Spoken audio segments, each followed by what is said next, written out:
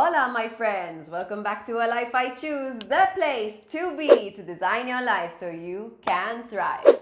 For those of you who don't know me, hi, I'm Emma. I'm a psychotherapist, a lifestyle strategist, and I'm also the founder of A Life I Choose. Today, I have a video for you about expectations in relationships. And, a few weeks ago on Instagram, somebody wrote to me and asked me the most beautiful question about relationships, and it was so honest and so I could really tell that this person was really thinking about this and was really being vulnerable, by admitting that they feel this way. It took a lot of courage, it took a lot of guts, and I really honored that within them, and so I thought I want to make a video. I want to honor that honesty, I want to honor that courage, and I want to make a video about this. So basically the question was, what should I do when my expectations of my partner don't match reality? How do I know if this relationship is for me or not? Massive courage.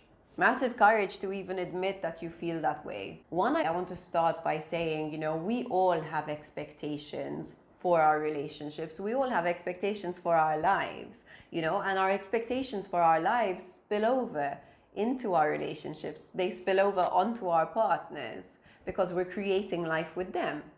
And you're not a bad person for having expectations of your partner, you're not doing anything wrong. There's actually a whole part of the brain that is dedicated to creating expectation. That's the cortex, okay? It creates expectation so that you anticipate what's coming. You're not a bad person for having expectations. What's important is that you take the time to understand what's behind the expectation, because when our expectations are here, but our reality is here, we end up experiencing a lot of dissatisfaction, a lot of frustration, and then when it's in a relationship, that translates into resentment because your expectations are not being met, right? So then you end up with resentment, and resentment kills relationships. So you want to make sure that you are understanding what's the need underneath my expectation. What am I trying to meet here? Okay, and find a way to communicate that clearly to your partner. And this video gives you 7 concrete tips. I'm gonna walk you right through the process of understanding your expectation, understanding the need behind it, knowing how to communicate this to your partner so that you can decipher whether or not this is the right relationship for you. Ready to go? Does that sound good? Then keep watching. Step number 1, identify what's bothering you. So, to be able to understand what the expectation is, and maybe you're already aware of it, but sometimes, it gets a little bit muddled. Everything gets a little bit muddled up. So it's important to identify what exactly is bothering you. So I'd like for you to write down the top thing or the top 3 things that your partner is doing or isn't doing that is driving you berserk. Just write it down, unfiltered. Don't worry about anybody reading this, just write it down. Step 2, now that it's down on paper, your frustration is out there, you know what's bothering you, I want for you to identify the expectation. What is the expectation? Okay, so let's say your partner spends loads of time, at work and with his friends and then hobbies, but he rarely spends time with you, and that's really, really frustrating. Okay, so the expectation is, I expect that my partner would want to spend time with me, should want to spend time with me. Okay, identify the expectation. And, one of the reasons why it's important to identify the expectation is because sometimes an expectation reflects a standard, right? So it reflects a value. And sometimes an expectation reflects an inherited belief, an inherited should that we got from our parents or from our friends or from the culture around us. And sometimes the inherited should is not actually ours. It's just been drilled into us. So it's important to just identify the expectation, okay, so that you can make sense of this. Now, to understand more about the shoulds, I made a video a few weeks ago called How to Quieten Your Inner Critic, and this will explain shoulds and where shoulds come from. So I'm going to link that down below so that you have easy access to it and you can watch it later. Let's continue on how to decipher expectation. So you've identified the expectation. So I expect that my partner should want to spend time with me. Or let's say something else is bothering you. Let's say your partner, isn't good at managing their money. They're always late to pay for things. They always say they don't have enough money for things. You can never afford things as a couple because they're always like, oh no, I can't because I don't have any money, and it's driving you freaking bananas. Okay, so your expectation is that your partner should want to grow with you financially, and your partner should want to grow their finances. Okay, next step. The next step is to compassionately understand the need that is underneath your expectation. Okay, so we have expectations, it's normal.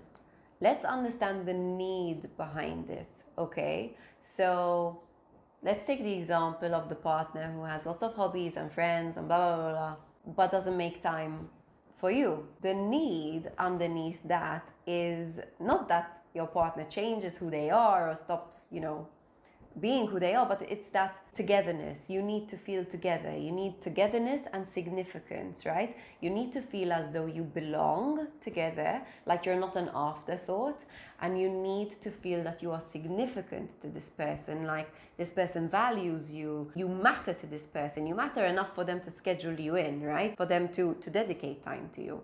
So if we take the money example, the need is for growth and teamwork. Right? You want to feel like you guys are willing to work as a team to boost your wealth, to increase your finances. The next step is heartfelt communication. So this is the point when you get really courageous and you go and you be vulnerable with your partner and you tell them how you're really feeling. And what's important is that you communicate with your partner in a way that they can hear you. If your need comes out in a way where you're saying, because you never dedicate time to me and you're such an beep up with your money, what's wrong with you, and blah, blah, blah, your partner's not going to be able to hear that. Nobody can hear that kind of feedback, okay? Or even if you stonewall them and say nothing, your partner's not going to understand you.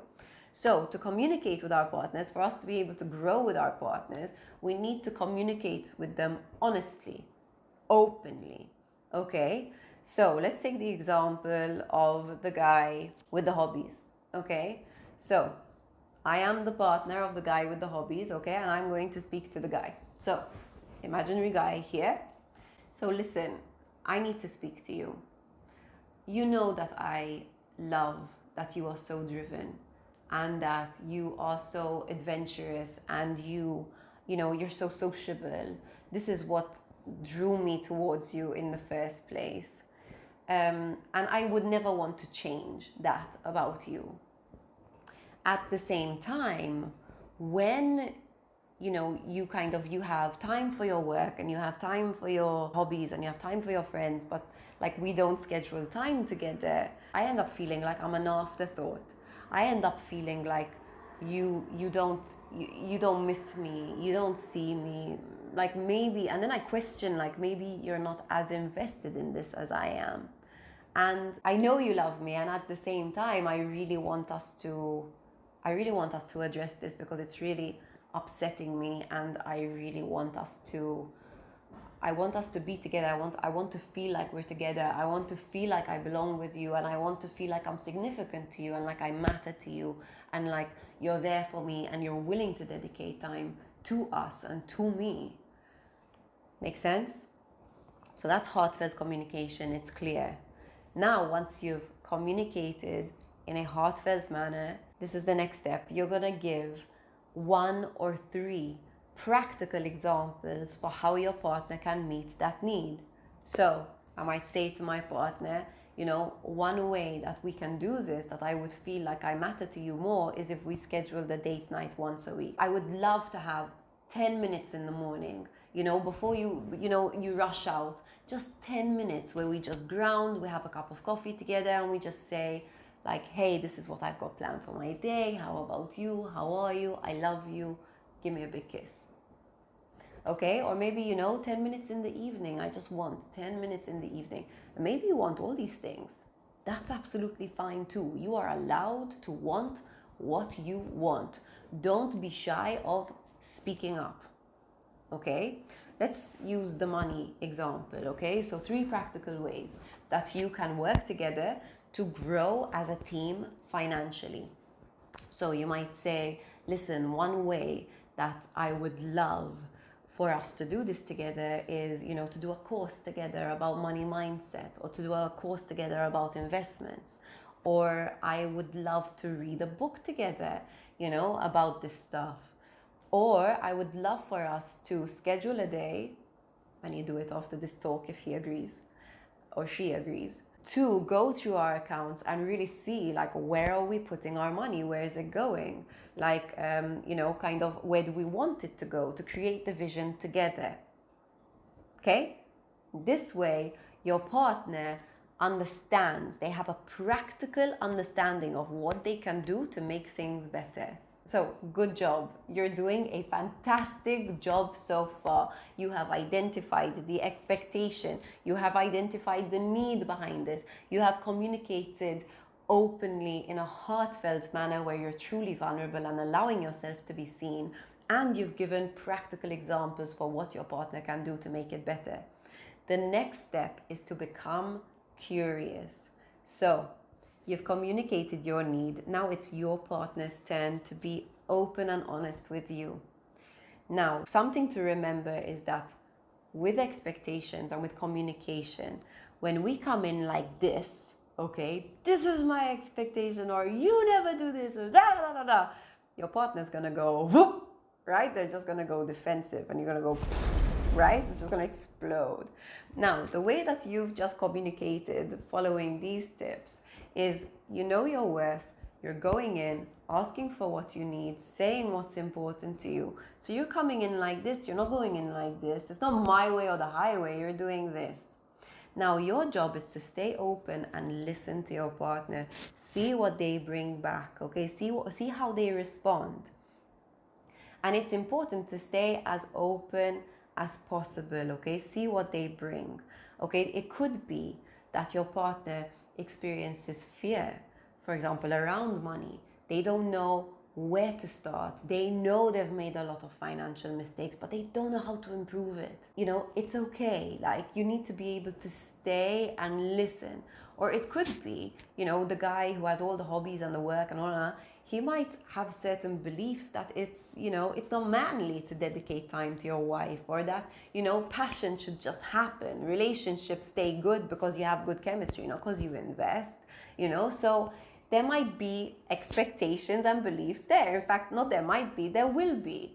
So what's important is that you stay open to listening. And if they say something that upsets you, rather than going back into defense mode, stay open, listen, stay present, because this is the only way that you are going to understand whether you as a couple share values and share a vision for your future together. Couples that are compatible share values and they share a common vision. Okay, and maybe you don't have a common vision just yet, but you have the values and you can create that common vision together. That's fine too. Okay, but if you do not share values and you do not share a common vision and you are not willing to create a common vision because you have such different visions for your future, then you are incompatible. So you need to communicate what you need in an open, honest way, right? Because the worst thing that you can possibly do is keep yourself small to keep the other person comfortable, right? If you know you want financial wealth, if you know that you want togetherness and you want honesty and you want passion, then you need to go after that. And if your partner is not willing to work with you on it, then you have your answer, right? So, but anyway, I'm jumping ahead of myself and I'm getting to my next step. So this step is be curious, listen to what your partner has to say, because it's the only way that you are gonna know whether this relationship is for you or not.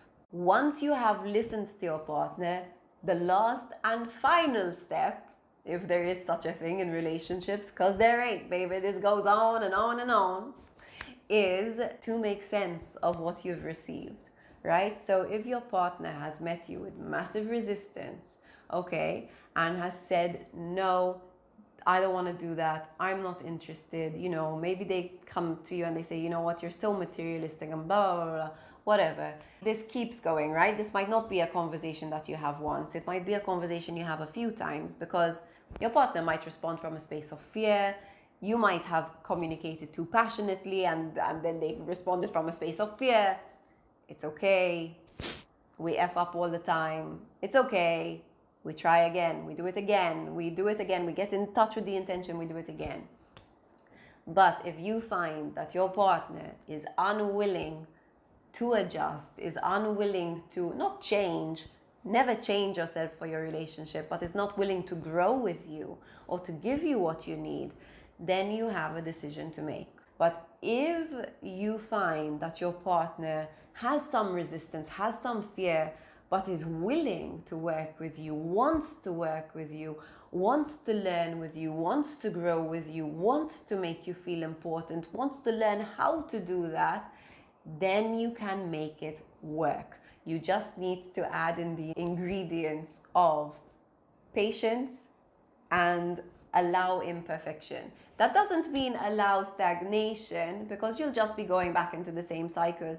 Definitely schedule those dates, schedule that course, make sure that you are moving forward in a way that you're not dragging the other person along, but that you are moving together, okay? It's a choice that you make together, but also allow for imperfection, because as you grow, you know, there is imperfection in relationships and this happens and it's okay. So guys, I hope that you found this video helpful. If you did, please give it a like and don't forget to subscribe if you haven't already. Also, if you have any questions, any comments, just leave your feedback in the comment section below. I love to answer your questions. You know, I love to know what you're interested in and what you want to know more about. So please do just get on down there and just tell me, oh, I thought about this, or you know, what about this, or anything. Okay? I wish you growthful, loving, fulfilling relationships, and I wish you a peaceful day. Take care. Bye.